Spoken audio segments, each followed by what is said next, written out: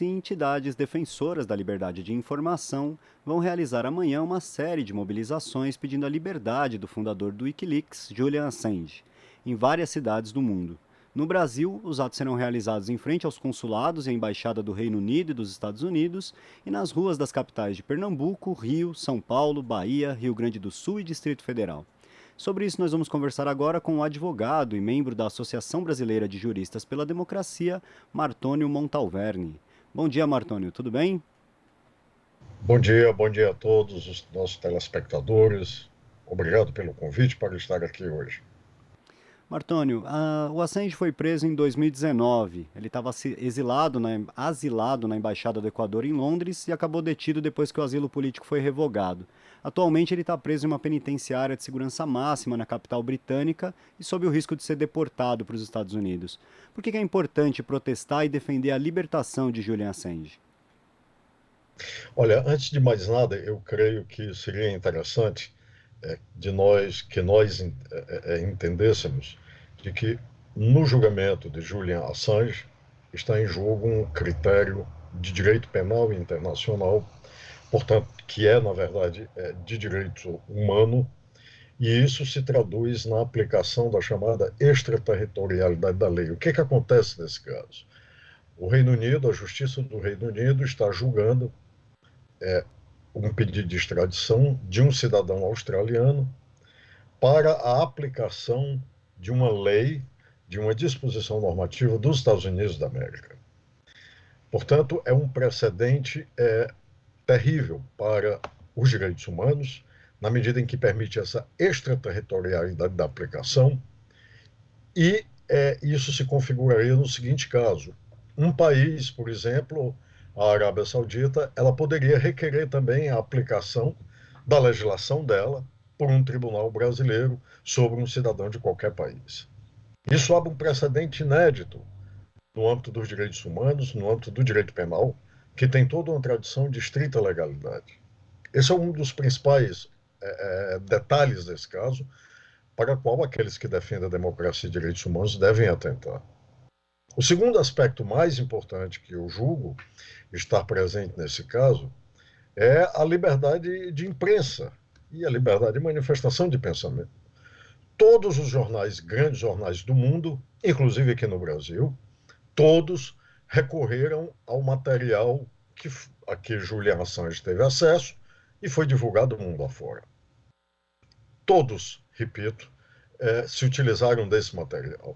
Mas só quem está sendo punido é Julian Assange, porque a acusação americana diz que ele teria incentivado essa, não somente a divulgação, mas a violação do acesso a esses arquivos. Enquanto que ele é um jornalista.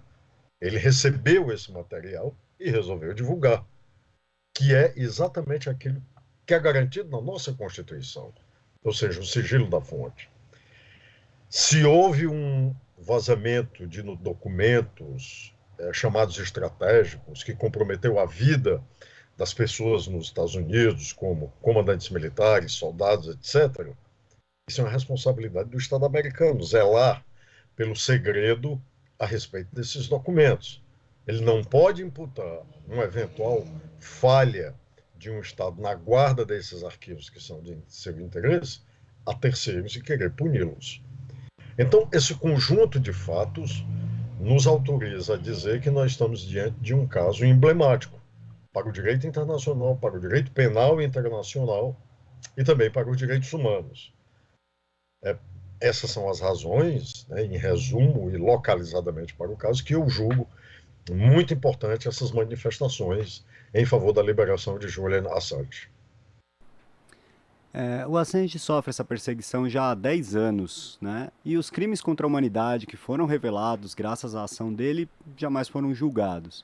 Ou seja, existe muito mais pressão sobre o que Assange fez, que é tratado como um crime, do que aquilo que os Estados Unidos fez, tanto de guerras quanto de espionagem. A que o senhor atribui essa diferença de tratamento? Essa diferença é óbvia, me parece ser bastante evidente. Trata-se, claro, de uma revelação que envolve a maior potência pretensamente hegemônica do mundo. Nós estamos vendo o conflito na Ucrânia, onde essa é uma questão que está em disputa, ou seja, a multipolaridade a respeito da formação de um mundo multipolar e não mais formado apenas pela ideologia, a dita ideologia liberal ocidental. Então, o que está em disputa é esse aspecto. E, neste aspecto, procura se responsabilizar aquele que revelou os crimes, e não aqueles que foram responsáveis pelos crimes. Nós tivemos 2 episódios, nesse período todo a que você se refere, de 2007 para cá, que são reveladores também da parcialidade desse comportamento, principalmente de grande parte de como a gente chama a mídia mainstream nacional e internacional. Nós tivemos a revelação dos chamados Panama Papers, há 2 anos atrás, em que foi principalmente capitaneado por um jornal alemão, Süddeutsche Zeitung, onde foram revelados nomes, inclusive de brasileiros, detentores de recursos em contas fora do Brasil, em paraísos fiscais, o que não é proibido, mas também o que parecia distante das exigências dos parâmetros legais nacionais e internacionais. A semana passada, 10 dias atrás, salvo engano, nós tivemos a revelação, também pelo mesmo jornal, agora secundado por outros jornais europeus e jornais americanos, dos papers do banco suíço Credit Suisse. O que todos nós sabíamos. Ou seja, contas em segredo, de traficantes, de corruptos, de espiões, de altos funcionários dos estados, não somente de países com ditadores, mas também, claro, países chamados ocidentais. O que aconteceu com a responsabilização desses jornais? Absolutamente nada. Ou seja, esses documentos foram revelados, continuam sendo revelados, e nenhum dos meios de imprensa que divulgaram, ou dos jornalistas, principalmente no caso dos papers do banco Credit Suisse, que é uma união de 48 jornalistas, ninguém foi assediado, ninguém foi molestado judicialmente. O que é que nós podemos observar num caso e no outro? Uma evidente resposta de que não será tolerado o conhecimento ao grande público de determinadas informações quando se trata de potências hegemônicas. Eu creio que isso coloca em xeque o que se chama e o que se conhece no debate internacional dos chamados valores liberais ocidentais. Ou seja, há sempre uma ruptura com estes valores democráticos liberais ocidentais. Qual foi o país que ofereceu, por pressão dos Estados Unidos da América, o único país que ofereceu asilo a Edward Snowden, que é o responsável, por sinal, de ter entregue material para Julian Assange? A Rússia. O que aconteceu com Julian Assange? Preso. Ou seja, qual a manifestação da mesma democracia liberal ocidental sobre esses 2 casos? Nenhuma. Nenhuma manifestação de apoio, nenhum governo se atreve a enfrentar essa posição. Um avião presidencial que tem imunidade internacional, como o de Evo Morales, que retornava, na verdade, da Rússia para a Bolívia, foi obrigado a pousar em Viena, por pressão de autoridades americanas, sob a suspeita de trazer na aeronave Edward Snowden. E uma grande parte, principalmente professores de direito da Universidade de Potsdam, disseram, justificaram simplesmente um país é soberano sobre o seu espaço aéreo quando ele dá ordem para que uma aeronave aterrisse, não abre seu espaço aéreo para uma determinada aeronave, essa aeronave tem que descer e a conversa está terminada. O que é verdade, não tenho a menor dúvida. Porém, quando o governo da Belarus dá a mesma ordem sob uma aeronave onde há um dissidente contrário ao mesmo governo da Belarus, esse ato se configura num absurdo. A imprensa internacional qualifica esse ato praticado por um ditador, o que é verdade, mas, porém, esquece a sua alegativa, a mesma alegativa que usou contra Evo Morales. Então, nós vivemos constantemente essa violação. E o caso de Julian Assange cabe nessa violação. Ou seja, numa violação de desrespeito a uma liberdade fundamental, que é a minha liberdade da pluralidade da informação e a liberdade da imprensa, óbvio, como a liberdade de manifestação de pensamento. É claro que eu acho que essas liberdades não são absolutas. Qualquer pessoa com o mínimo de bom senso diria isso, que eu não posso, por exemplo, utilizar a minha liberdade de manifestação de pensamento para ofender e para incitar o ódio contra os outros. Mas isso são as exceções. No geral, a liberdade de imprensa, a liberdade de manifestação de pensamento deve ser preservada. Repito, por isso que se trata de um aspecto importante, esses movimentos por Julian Assange. Não se trata somente da defesa de Julian Assange, que é importante, é um ser humano que tem todo direito a um julgamento justo e equilibrado. Se trata fundamentalmente de precedentes que virão e se trata, sobretudo, na verdade, da liberdade ao pluralismo da informação. Correto, o senhor abordou um ponto muito importante, que é essa questão de como a mídia comercial opera, né, e defende seus interesses, defende seus ideais, ao mesmo tempo que a gente precisa muito defender a liberdade de imprensa e a liberdade de informação. De que forma que a gente consegue equilibrar essas duas coisas, Martônio? A gente precisa, ao mesmo tempo, de liberdade total de informação, né? A gente precisa para que casos como esse revelados pelo Julian Assange venham ao conhecimento do público, mas ao mesmo tempo a gente sabe que existe também na mídia comercial os seus interesses econômicos, seus interesses ideológicos. Como que a gente resolve essa equação? O que a gente precisa mais para conseguir que mais informações como essa venham a público, ao mesmo tempo que a gente não restrinja a atuação da imprensa? Olha, Rodrigo, essa é uma discussão que já existe há bastante tempo, ela é muito adiantada em diversos países, como alguns países europeus, principalmente a Alemanha, França, Inglaterra e Itália. Uma das alternativas, né, para esse problema que você coloca é a chamada regulação econômica, não a regulação de conteúdo. Quando eu falo em regulação econômica, eu estou me referindo a impedir a concentração de meios de comunicação do domínio absoluto da informação. Ou seja, eu não posso admitir, por exemplo, que um único veículo de comunicação que ele possa, digamos, alcançar sozinho 60%, 70% da população de um país, sem que haja uma outra alternativa a esse mesmo nível com esse mesmo nível de alcance da população. Eu tenho que fazer a regulação econômica disso, não de conteúdo. Absolutamente toda atividade econômica é regulada hoje em dia, é regulada, na verdade, nos países do chamado capitalismo desenvolvido. Eu não posso fazer o que eu quero só porque eu tenho recursos econômicos para isso. Na verdade, eu tenho que respeitar essa regulação. Em se tratando da informação, no dia de hoje, a informação é em tempo real, como nós sabemos.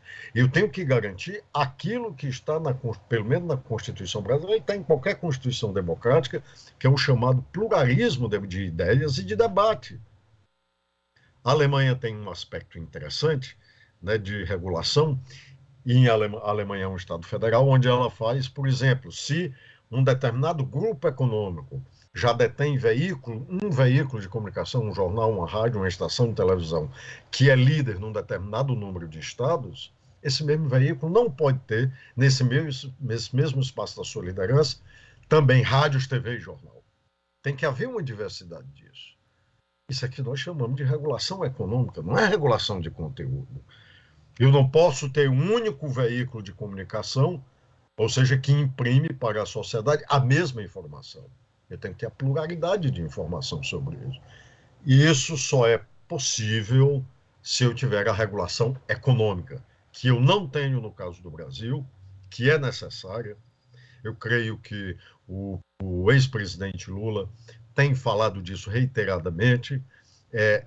Essa é uma realização que permanece em aberto, que não foi feita no seu mandato presidencial, mas que sempre volta à tona. Acho necessário que isso seja discutido e, mais do que isso, que isso venha a ser realizado num eventual terceiro mandato agora em 2022 do presidente Lula.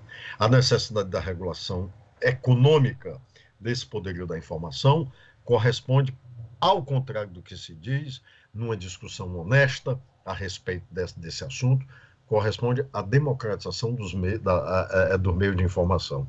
Satisfaz a exigência do chamado pluralismo político que nós temos como previsão na nossa Constituição. Martônio, nesse sábado, durante as manifestações pela libertação de Julian Assange, será realizado o Tribunal de Belmarsh, em Nova York, com jornalistas, políticos e juristas, também apoiado pela Assembleia Internacional dos Povos e organizado pela Internacional Progressista. Qual que é a proposta desse tribunal? A proposta desse tribunal é funcionar como um contraponto e apontar como um contraponto ao que se tem na instância, na Justiça do Reino Unido, e apontar as inconsistências do julgamento. Por exemplo, são vários aspectos ao longo de todo esse processo. A defesa de Assange não teve acesso à documentação. Nós tivemos aditamento de acusações pelo requerente, no caso, os Estados Unidos, requerente da extradição, feitas em última hora, sem que a defesa pudesse se manifestar sobre isso. A defesa teve acesso limitado ao seu cliente. A defesa teve negado diversos pedidos a respeito da situação de saúde psíquica e física do seu cliente.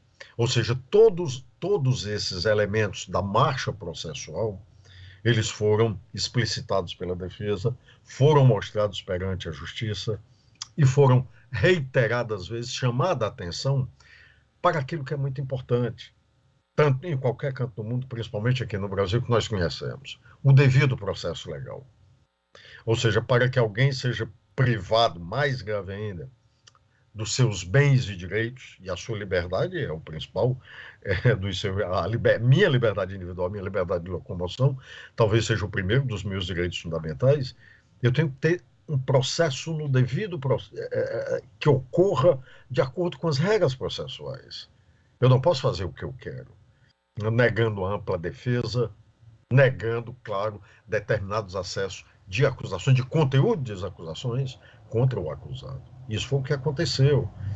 Então, para nós da área do direito, óbvio que do ponto de vista macro, do impacto político desse julgamento, do seu significado, isso é muito importante, porque é importante imediatamente para todos nós. Mas também para nós é importante, como eu disse no começo, esses precedentes baseados nessa negativa do devido processo legal. Ou seja, é aquilo que nós conhecemos muito bem aqui no Brasil, um verdadeiro lawfare, uma utilização do direito como arma política, ou seja, contra adversários, a que se presta a justiça do Reino Unido no momento, infelizmente. Correto. E aqui em São Paulo, a manifestação pela liberdade de Julian Assange vai ocorrer em frente ao Consulado do Reino Unido, no bairro de Pinheiros, a partir das 11 horas da manhã. Martônio, agradeço sua participação aqui no Jornal Brasil Atual de hoje. Bom dia e um bom final de semana para o senhor. Bom dia, eu que agradeço, Rodrigo. Bom dia a todos, bom final de semana. Conversamos aqui com o advogado e membro da Associação Brasileira de Juristas pela Democracia, Martônio Montalverne. Você está ouvindo Jornal Brasil Atual. As notícias que os outros não dão.